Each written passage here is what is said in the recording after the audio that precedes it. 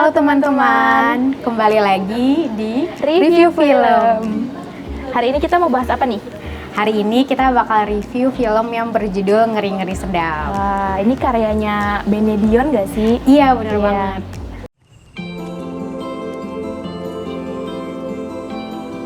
Jadi kau setuju si Domu kawin sama Sunda, si Gabe terus ngelawak nggak jelas kayak gitu. Si Saat yang harusnya tinggal di sini urus orang tuanya, malah entah siapa yang diurus di sana. Aku cuma rindu sama anak-anakku. Memangnya kau pikir kalau kita berantem macam gini bisa bikin anak-anakmu itu pulang? Filmnya itu menceritakan tentang apa sih? Nah, jadi film ini tuh awalnya udah tayang di bioskop ya teman-teman. Nah, kemudian film ini sekarang juga sudah beredar di Netflix. Jadi bagi teman-teman yang ketinggalan ketika nonton di bioskop, teman-teman bisa langsung nonton di Netflix. Nah, secara singkat, film ini itu bercerita tentang sebuah keluarga Batak yang emang latar belakang syutingnya itu di Danau Toba.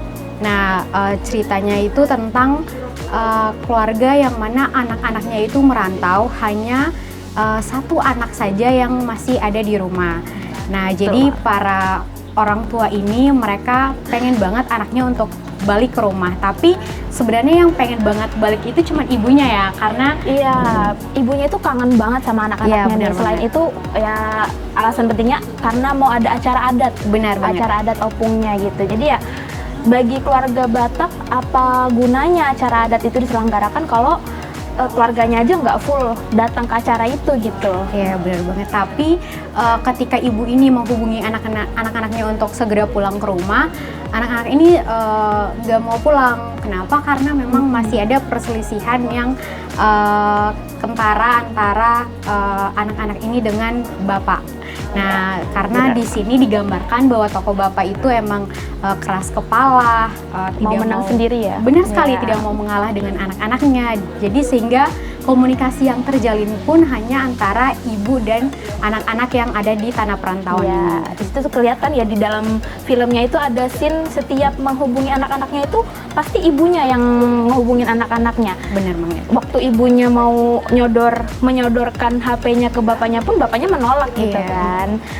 Iya gitu. Sampai suatu saat ibu dan bapak ini bersepakat untuk membuat skenario untuk membuat anak-anak mereka ini yang ada di tanah rantau untuk pulang kembali ke Batak. Iya. Nah, skenario itu adalah mereka bertengkar di rumah dan berkeinginan untuk bercerai. Ya lumayan gila ya Lumayan. skenario-nya. Apalagi untuk keluarga Batak itu Iya, tuh benar. perceraian itu tuh sangat aib gitu, Iya, bukan aib benar. keluarga yang sangat besar gitu. Iya. Dan mereka membuat skenario demi agar anak-anaknya itu bisa pulang gitu ya.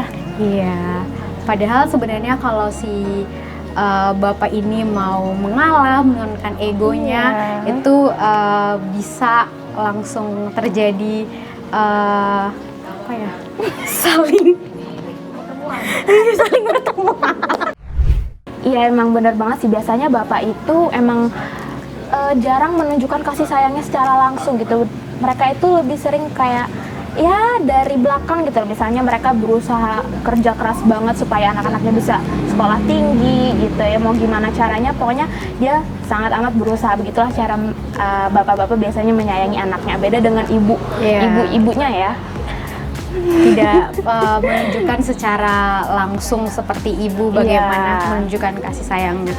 Karena memang di cerita ini ya teman-teman perlu tahu bahwa ibu dan bapak ini sudah terlalu lama tidak melihat secara langsung anak mereka karena Iya. di tanah rantau, dan sebagai seorang ibu yang melahirkan dan merawat dari kecil itu menjadi salah satu hal yang membuat dia memiliki kerinduan yang cukup besar juga, karena Iya. memang sudah lama tidak bertemu dengan anak-anaknya seperti itu. Jadi dia juga ada scene yang memang menunjukkan bahwa ibunya ini juga merasa kesal, emosi dengan bapak karena Iya. kenapa bapaknya bersifat seperti itu. Iya betul, dia juga merasa ibunya ini merasa bapaknya itu menjauhkan dia dari anak-anaknya gitu. Benar. Kelihatan banget sih dimana ibunya itu sayang banget sama anak-anaknya. Waktu anak-anaknya baru pulang itu ibunya langsung nangis memeluk anak-anaknya gitu ya. Iya. Apalagi Nah, jadi itu mungkin sinopsis singkat yang bisa kami share kepada teman-teman. Nah, selanjutnya selain bahas sinopsis, kami juga pengen membahas fun fact di balik film ini. Nah, ada beberapa fun fact yang akan kami share dengan teman-teman. Nah, beberapa di antara lainnya itu adalah film ini itu disutradarai oleh Benedion. Nah, dia juga adalah seorang komika, teman-teman. Ternyata dia seorang komika ya, gitu. Nah, Benedion ini juga mau filmnya itu gimana ya ngomongnya? Mau filmnya itu mau karakter dalam film itu dilihat sebagai Benedion itu mau karakter enggak gitu, bentar. Benedion itu mau aktor-aktor dalam filmnya itu dilihat sebagai aktor. Dilihat sebagai aktor yang sesungguhnya. Pemain ya sih. Aktor nggak apa-apa. Ya, aktor dilihat sebagai aktor. Aktor dilihat. Apa pemain dilihat sebagai? Iya. Iya, jadi si Benedion ini kan juga komika kan. Jadi dia nggak mau si pemerannya itu dirasa sedang memainkan sesuatu, sedang berstand up komedi lah gitu. Dia mau pemerannya itu dilihat sebagai aktor, bukan sebagai komedian gitu. Dilihat hampir semuanya itu seorang komika ya nggak sih? Benar sekali. Contohnya seperti anak pertama dalam film itu yaitu bernama Domu. Nah, itu diperankan oleh Boris Bokir. Nah, Boris Bokir teman-teman pasti tahu dia seorang komika dan juga dia memang asli orang Batak.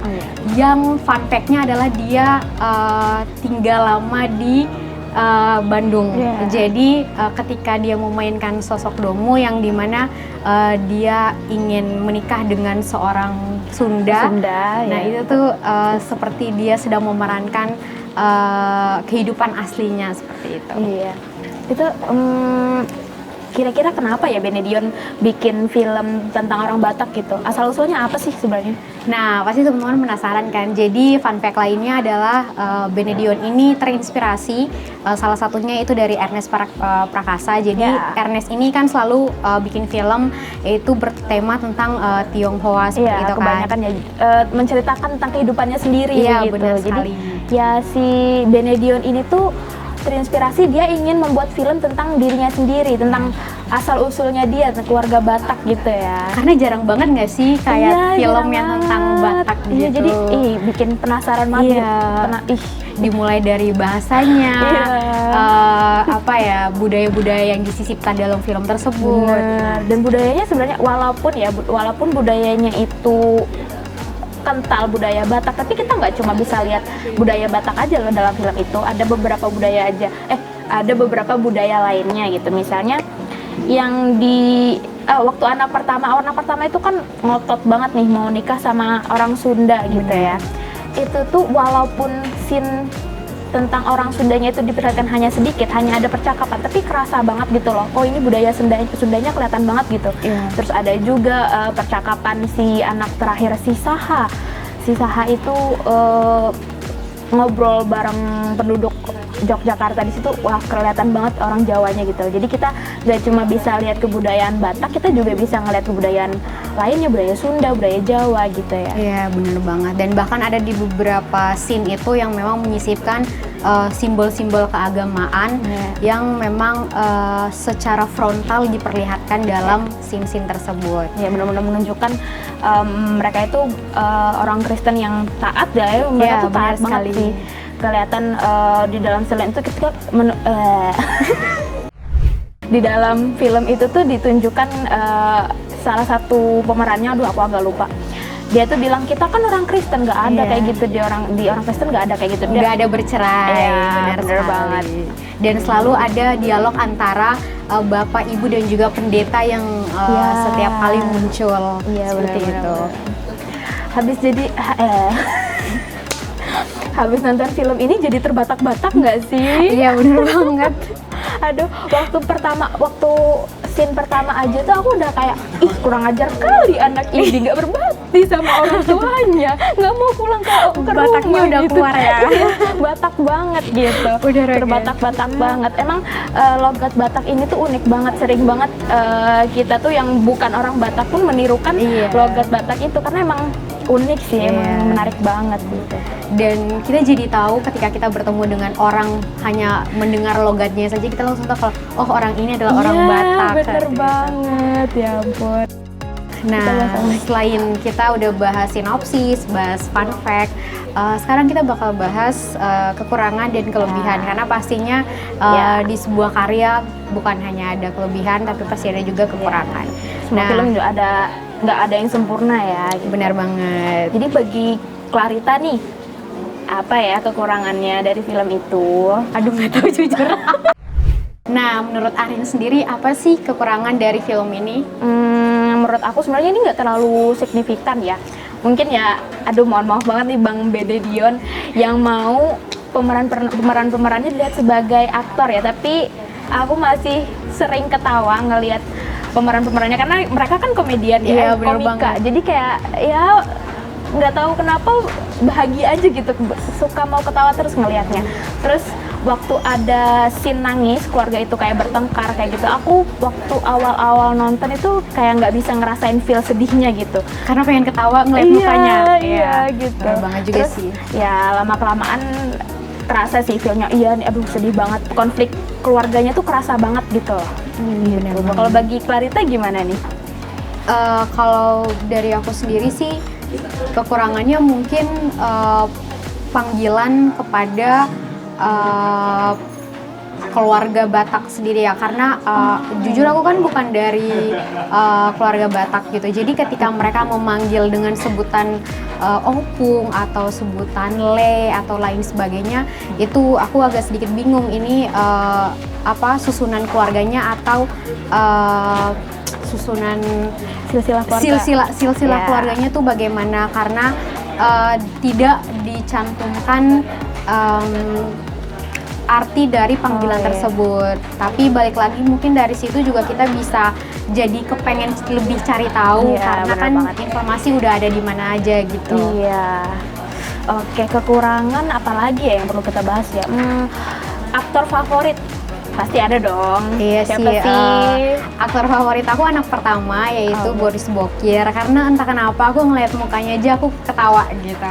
Jadi walaupun adegannya sedih tapi kalau aku ngeliat dia diem aja tuh aku bisa ketawa gitu. Iya, bener banget. Jadi dia masuk dalam aktor favorit aku sih. Oke. Kalau Arin gimana? Kalau aku ya ini sebenarnya bisa dibilang bukan pemeran utama, tapi ini aku suka banget sih si Opung. Aku suka banget sama Opungnya. Aduh, Opungnya tuh kelihatan baik banget ya, ampun, bijak banget. Dan dari perkataan Opungnya itu tuh aku jadi ikut tersadar gitu loh. Kan kadang kita semua kayaknya pernah deh ngerasain kesel sama orang tua nggak sih? Benar banget sih. Dari perkataan Opung itu aku jadi ikut tersadar, oh iya ya, mau kayak gimana pun orang tua aku tuh udah berusaha banget nih besarin aku gitu. Jadi kita ya nggak boleh gitulah membangkang banget gitu sama orang tua gitu. Bener banget sih.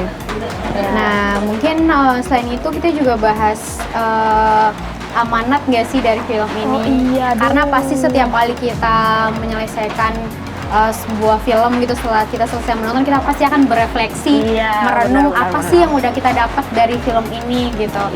Nah mungkin dari aku dulu ya. Kalau dari aku, amanat yang aku dapat setelah menonton film ini tuh karena posisinya aku juga lagi rantau sekarang, jadi aku semakin merenung bahwa sebenarnya setiap kali kita ada kesempatan untuk pulang kita harus pulang gitu. Maksudnya kita harus menggunakan waktu dengan baik bersama dengan keluarga kita, karena kita nggak akan pernah tahu kapan kita pergi atau kapan mereka pergi. Jadi sebagai anak kita harus tetap hormat kepada orang tua dan harus menyediakan waktu bagi mereka. Bener banget. Kalau dari aku sih lagi-lagi dari Opung ya, perkataan Opung ini benar-benar bekas banget nih di aku. Asik. Jadi Opung ini ada bilang waktu itu si Bapak Domu dia bilang, kenapa sih keluargaku jadi kayak gini, beginilah intinya. Kenapa sih keluargaku jadi begini padahal aku ngikutin cara didiknya Bapak gitu. Terus Opung itu bilang, kita itu pokoknya inti dari perkataan Opung itu, kita itu semua punya sifat yang beda-beda. Jadi cara didik bapaknya si Bapak Domu itu cocok untuk anak-anak seperti ya Bapak Domu ini. Tapi kalau cara didiknya Bapak Bentar. Cara didiknya kakek Domu direalisasikan ke anak-anaknya yang sekarang ya pasti, apalagi yang berpendidikan tinggi itu pasti berbeda ya, nggak bisa sama gitu. Sifat kita semua itu berbeda, jadi cara didik itu nggak bisa disamakan. Memang harus ya tiap orang tua memang ada cara didiknya sendiri gitu. Apalagi zaman udah semakin Iya, beda ya, benar jadi kita banget. nggak bisa pungkiri juga hal-hal itu pasti akan terjadi. Iya. Oke, dari semua yang kita bicarain tadi nih, buat Clarita, film ini dapat rate berapa sih? Kalau dari aku 8,5/10 sih. Oh, tinggi loh, Iya. tinggi loh. Kalau aku ya 9 lah, 9/10-nya unik banget gitu, Iya, menarik bener banget banget. gitu ya. Terus di Netflix juga 8,2/10 ya sih. IMDb anjir. Dan terus di IMDb juga film ini dapat rating yang lumayan tinggi loh, 8,2/10. Ya bener banget. Dan Wah, bahkan keren banget sih. film ini dikabarkan kalau misalkan akan mau masuk nominasi ya. Oscar, Iya wakil bener Indonesia, banget. iya bener banget. Wah, keren Semoga banget. Menang ya. mendapat hasil yang terbaik. Amin, amin banget. Oke, sekian ya teman-teman review film dari kami. Sampai jumpa di review film selanjutnya. Dadah. Dadah.